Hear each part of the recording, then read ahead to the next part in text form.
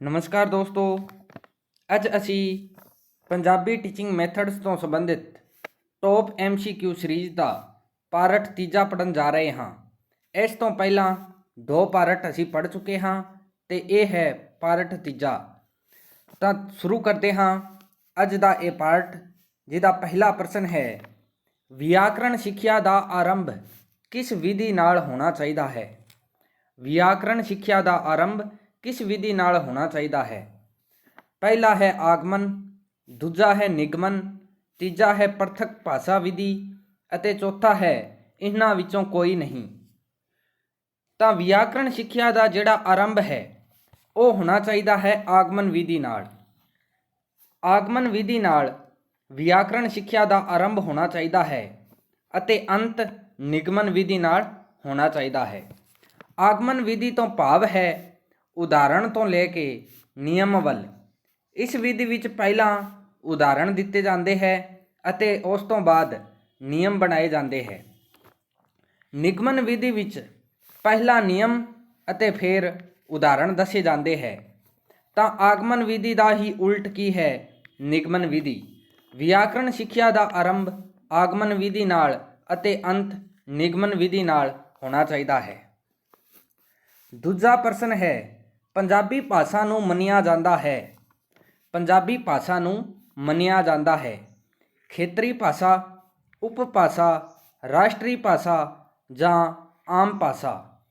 तो पंजाबी भाषा जिहड़ी है ये एक खेतर विशेष की भाषा होने करके खेतरी भाषा मन्निया गया है।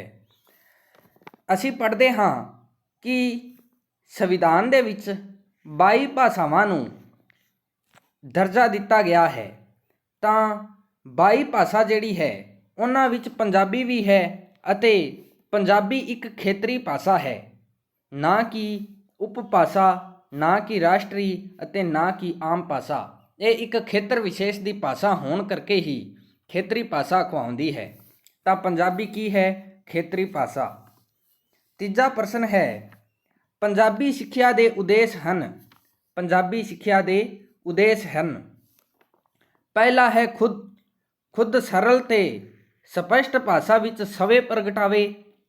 दूजा है चारे भाषाई कौशलों का विकास करना। तीजा है भाषा अते साहित्य संबंधी ज्ञान विच वाधा करना अते चौथा है उपरोक्त सारे ही सही है। तो इसका सही उत्तर है उपरोक्त सारे। पंजाबी सिक्ख्या के उद्देशों के विच असीं पढ़ते हाँ कि सरल ते स्पष्ट भाषा विच सवे प्रगटावे, चारे भाषाई कौशल जिहड़े है उन्हां दा विकास करना। चारे भाषाई कौशल तो भाव है सुनना, बोलना, पढ़ना ते लिखना, इन्हां दा विकास करना। भाषा अते साहित्य संबंधी ज्ञान विच वाधा करना। तो ये सारे ही पंजाबी सिक्ख्या के उद्देश हैं। अगे साडा प्रश्न है, भाषा सिक्ख्या के सिद्धांत सिक्ख्या नूं बनाउंदे हन। भाषा सिक्ख्या के सिद्धांत सिक्ख्या नूं बनाउंदे हन।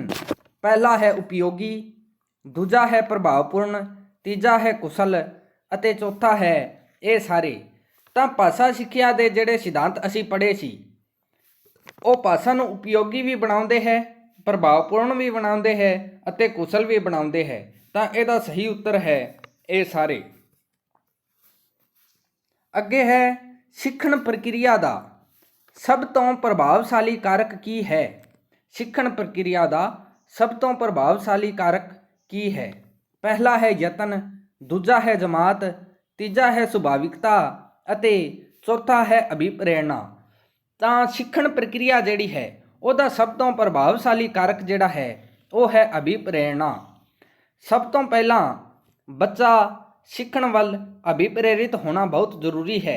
तो सीखण प्रक्रिया का सब तो प्रभावशाली जिहड़ा कारक है वो अभिप्रेरणा नूं मन्निया गया है। अगे प्रश्न है, अध्यापन विच ध्यान रखिया जाता है कि बच्चियां दियां। अध्यापन विच ध्यान रखिया जाता है बच्चियां दियां रुचियां दा, प्रवृत्तियां दा। तीजा है समर्थता ते व्यक्तिगत भिन्नतावां दा अते चौथा है ये सारे। तो अध्यापन विच इन्हां सारियां चीज़ां का ध्यान रखिया जाता है। ਬੱਚੇ ਦੀ ਰੁਚੀਆਂ ਦੀਆਂ ਵੀ, ਪ੍ਰਵਰਤੀਆਂ ਦਾ ਅਤੇ ਸਮਰੱਥਾ ਅਤੇ ਵਿਅਕਤੀਗਤ ਭਿੰਨਤਾਵਾਂ ਦਾ, ਇਹਨਾਂ ਸਾਰੀਆਂ ਚੀਜ਼ਾਂ ਦਾ ਅਧਿਆਪਨ ਵਿੱਚ ਧਿਆਨ ਰੱਖਿਆ ਜਾਂਦਾ ਹੈ। ਅੱਗੇ ਪ੍ਰਸ਼ਨ ਹੈ, ਉਹ ਵਿਆਕਰਣ ਜਿਸ ਵਿੱਚ ਵਿਆਕਰਣ ਦੇ ਸਾਰੇ ਨਿਯਮਾਂ ਨੂੰ ਪੜ੍ਹਾਇਆ ਜਾਂਦਾ ਹੈ। ਉਹ ਵਿਆਕਰਣ ਜਿਸ ਵਿੱਚ ਵਿਆਕਰਣ ਦੇ ਸਾਰੇ ਨਿਯਮਾਂ ਨੂੰ ਪੜ੍ਹਾਇਆ ਜਾਂਦਾ ਹੈ ਕੀ ਕਿਹਾ ਜਾਂਦਾ ਹੈ? ਪਹਿਲਾ ਹੈ ਸਿਧਾਂਤਿਕ ਵਿਆਕਰਣ, ਦੂਜਾ ਹੈ ਵਿਹਾਰਕ ਵਿਆਕਰਣ ਅਤੇ ਤੀਜਾ ਹੈ ਪ੍ਰਾਸੰਗਿਕ ਵਿਆਕਰਣ, ਚੌਥਾ ਹੈ ਇਹ ਸਾਰੇ। ਤਾਂ ਉਹ ਵਿਆਕਰਣ ਜਿਸ ਵਿੱਚ ਵਿਆਕਰਣ ਦੇ ਸਾਰੇ ਨਿਯਮਾਂ ਅਤੇ ਸਿਧਾਂਤਾਂ ਨੂੰ ਪੜ੍ਹਾਇਆ ਜਾਂਦਾ ਹੈ ਉਹਨੂੰ ਸਿਧਾਂਤਿਕ ਵਿਆਕਰਣ ਕਿਹਾ ਜਾਂਦਾ ਹੈ। ਤਾਂ ਪਹਿਲਾ ਇਹਦਾ ਸਹੀ ਉੱਤਰ ਹੈ। ਅੱਗੇ ਸਾਡਾ ਪ੍ਰਸ਼ਨ ਹੈ, ਸਮਾਜਿਕ ਸਿੱਖਣਾ ਤੋਂ ਭਾਵ ਹੈ। ਸਮਾਜਿਕ ਸਿੱਖਣਾ ਤੋਂ ਭਾਵ ਹੈ, ਪਹਿਲਾ ਹੈ ਸਕੂਲ ਤੋਂ ਸਿੱਖਣਾ, ਦੂਜਾ ਹੈ ਦੂਸਰੇ ਸੱਭਿਆਚਾਰਾਂ ਤੋਂ ਸਿੱਖਣਾ, ਤੀਜਾ ਹੈ ਪਰਿਵਾਰ ਤੇ ਸਮਾਜ ਤੋਂ ਸਿੱਖਣਾ ਅਤੇ ਚੌਥਾ ਹੈ ਅੰਦਰੂਨੀ ਸਿੱਖਣਾ। ਤਾਂ ਇਹਦਾ ਸਹੀ ਉੱਤਰ ਹੈ ਪਰਿਵਾਰ ਤੇ ਸਮਾਜ ਤੋਂ ਸਿੱਖਣਾ। ਸਮਾਜਿਕ ਸਿੱਖਿਆ ਤੋਂ ਭਾਵ ਹੈ ਪਰਿਵਾਰ ਤੇ ਸਮਾਜ ਤੋਂ ਸਿੱਖਣਾ। ਬੱਚਾ ਆਪਣੇ ਵਾਤਾਵਰਣ ਤੋਂ, ਆਪਣੇ ਸਮਾਜ ਤੋਂ, ਪਰਿਵਾਰ ਵਿੱਚ ਰਹਿੰਦਾ ਹੋਇਆ ਬੱਚਾ ਜੋ ਕੁਝ ਵੀ ਸਿੱਖਦਾ ਹੈ ਉਹਨੂੰ ਕੀ ਕਹਿੰਦਾ ਹੈ? ਸਮਾਜਿਕ ਸਿੱਖਣਾ ਕਹਿੰਦੇ ਹਨ। ਸਮਾਜਿਕ ਸਿੱਖਣਾ ਤੋਂ ਭਾਵ ਹੈ ਪਰਿਵਾਰ ਤੇ ਸਮਾਜ ਤੋਂ ਸਿੱਖਣਾ। ਅੱਗੇ ਪ੍ਰਸ਼ਨ ਹੈ, ਵਿਆਕਰਣ ਦੀ ਸਿੱਖਿਆ ਬਹੁਤ ਜ਼ਰੂਰੀ ਹੈ ਜਦੋਂ? ਵਿਆਕਰਣ ਦੀ ਸਿੱਖਿਆ ਬਹੁਤ ਜ਼ਰੂਰੀ ਹੈ ਜਦੋਂ ਪਹਿਲਾ ਹੈ ਮਾਤ ਭਾਸ਼ਾ ਸਿੱਖਣੀ ਹੋਵੇ, ਦੂਜਾ ਹੈ ਵਿਦੇਸ਼ੀ ਭਾਸ਼ਾ ਸਿੱਖਣੀ ਹੋਵੇ, ਤੀਜਾ ਹੈ ਰਾਸ਼ਟਰੀ ਭਾਸ਼ਾ ਸਿੱਖਣੀ ਹੋਵੇ ਅਤੇ ਚੌਥਾ ਹੈ ਕੋਈ ਵੀ ਭਾਸ਼ਾ ਸਿੱਖਣੀ ਹੋਵੇ। ਤਾਂ ਵਿਆਕਰਣ ਦੀ ਸਿੱਖਿਆ ਬਹੁਤ ਜ਼ਰੂਰੀ ਹੈ ਜਦੋਂ ਕੋਈ ਵੀ ਭਾਸ਼ਾ ਸਿੱਖਣੀ ਹੋਵੇ।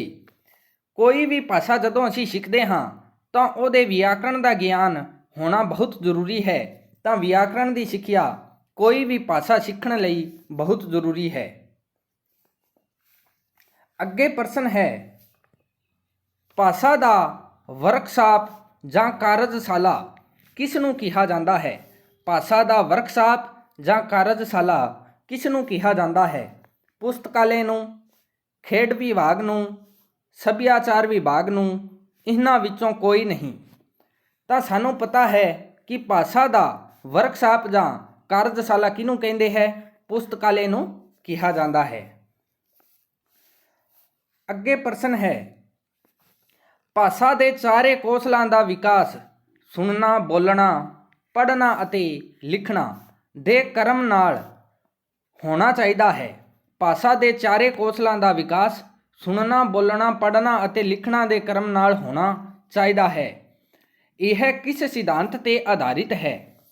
ਪਹਿਲਾ ਹੈ ਚੋਣ ਦਾ ਸਿਧਾਂਤ, ਦੂਜਾ ਹੈ ਅਭਿਆਸ ਦਾ ਸਿਧਾਂਤ, ਤੀਜਾ ਹੈ ਅਨੁਪਾਤ ਅਤੇ ਕਰਮ ਦਾ ਸਿਧਾਂਤ ਅਤੇ ਚੌਥਾ ਹੈ ਅਨੁਕਰਣ ਦਾ ਸਿਧਾਂਤ। ਤਾਂ ਅਸੀਂ ਭਾਸ਼ਾ ਸਿੱਖਿਆ ਦੇ ਸਿਧਾਂਤ ਜਦੋਂ ਪੜ੍ਹੇ ਸੀ ਤਾਂ ਅਸੀਂ ਪੜ੍ਹਿਆ ਸੀ ਕਿ ਭਾਸ਼ਾ ਦੇ ਚਾਰੇ ਕੌਸ਼ਲ ਸੁਣਨਾ, ਬੋਲਣਾ, ਪੜ੍ਹਨਾ ਅਤੇ ਲਿਖਣਾ, ਇਹਨਾਂ ਸਾਰਿਆਂ ਦਾ ਵਿਕਾਸ ਇੱਕ ਕਰਮ ਵਿੱਚ ਹੋਣਾ ਚਾਹੀਦਾ ਹੈ ਅਤੇ ਇਹਨੂੰ ਕਹਿੰਦੇ ਹੈ ਅਨੁਪਾਤ ਅਤੇ ਕਰਮ ਦਾ ਸਿਧਾਂਤ। ਅਨੁਪਾਤ ਅਤੇ ਕਰਮ ਦਾ ਸਿਧਾਂਤ। ਤਾਂ ਇਹ ਸੀ ਸਾਡਾ ਅੱਜ ਦਾ ਟੌਪ MCQ ਸੀਰੀਜ਼ ਦਾ ਪਾਰਟ ਤੀਜਾ। ਉਮੀਦ ਕਰਦੇ ਹਾਂ ਤੁਹਾਨੂੰ ਇਹ ਵੀਡੀਓ ਪਸੰਦ ਆਇਆ ਹੋਵੇਗਾ। ਜੇ ਵੀਡੀਓ ਪਸੰਦ ਆਵੇ ਤਾਂ ਵੀਡੀਓ ਨੂੰ ਲਾਈਕ ਕਰੋ, ਵੱਧ ਤੋਂ ਵੱਧ ਸ਼ੇਅਰ ਕਰੋ ਅਤੇ ਸਾਡੇ YouTube channel exam helper A to Z ਨੂੰ ਸਬਸਕ੍ਰਾਈਬ ਕਰੋ। ਧੰਨਵਾਦ।